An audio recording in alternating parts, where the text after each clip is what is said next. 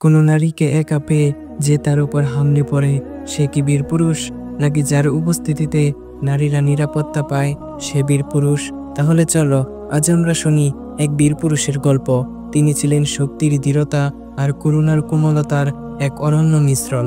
ন্যায়ের জন্য কঠোর কিন্তু মায়ের জন্য নরম, যার এক হাতে ছিল রাজ্য আর অন্য হাতে ভালোবাসা। যিনি ছিলেন শক্তির প্রতীক, যার বয়স শয়তানা পথ পাল্টাতো, তিনি হলেন হযরত উমর রাদিয়াল্লাহু আনহু।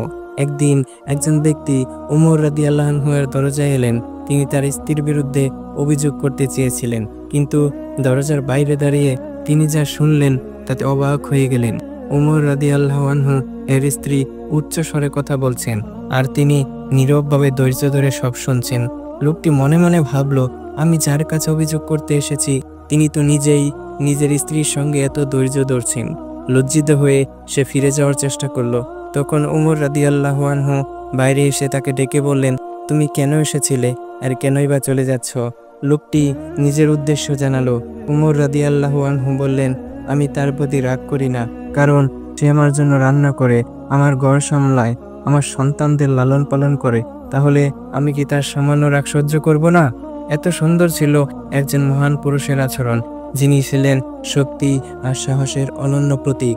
তিনি স্ত্রী ও সন্তানদের প্রতি সম্মান ও করুণায় ভরপুর, কিন্তু অন্যায়ের বিরুদ্ধে কঠোর, সত্যের পথে অপ্রতিরোধ্য। তার মতো মহান মানুষ, যিনি শক্তি, সাহস আর জ্ঞানে সমভাবে দক্ষ ছিলেন, তার আচরণ যদি স্ত্রী সন্তানদের সাথে এমন কোমল হয়, তাহলে আমাদের কেমন হওয়া উচিত?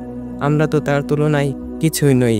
তুমি যার গর্বে ছিলে সে যদি তোমার কাছে সম্মানের হয়, তবে তোমার সন্তান যে গর্বে ধারণ করবে সে সম্মান পাবে না কেন? তাই চলুন নারীদের প্রাপ্য সম্মান দেই।